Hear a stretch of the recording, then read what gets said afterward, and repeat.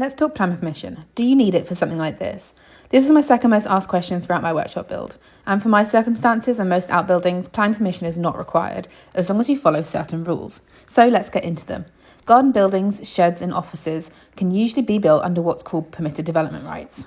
Though you may not have these rights if your home is a listed building or you're in a conservation area of outstanding natural beauty, national park or World Heritage Site. You also don't have rights if you're in a flat or masonette. This applies to all of the UK, excluding Ireland. If you are planning an outbuilding, you need to adhere to these rules. Your garden room, shed or log cabin shouldn't be in front of your home. The total area of any existing extensions, sheds, outbuildings, including the new proposed space, must not cover more than 50% of the land around your home. It also has to be a single story and also less than 2.5 metres high if you're within 2 metres of your boundary. This is the height measured from the lowest part of the land around your structure up to the eaves. If it's more than 2 metres away from your boundary, you can have up to 3 metres high or 4 metres with a dual pitch roof. It also must not have a balcony, veranda or raised platform, and you're not allowed to use it as a self-contained living accommodation. If your garden office or salon will have an impact on your neighbourhood, for example, you have clients visiting for meetings or appointments, or your clients need to park along your street, you can apply for retrospective planning permission. If this isn't granted, you have to take down the building or cease using it for that purpose. Building regulations, which dictate how it's designed, built and insulated, may require certificates if you choose to sell your home. However, they don't apply to outbuildings if it's not attached to your main home, if it's less than 15 square metres, or it doesn't include sleeping accommodation. Other exceptions include if it's more than 1 metre from your boundary and it's made from non-combustible materials like masonry. If you're between 15 and 30 square metres and within 1 metre of the boundary, you will need to protect it with a fire retardant covering.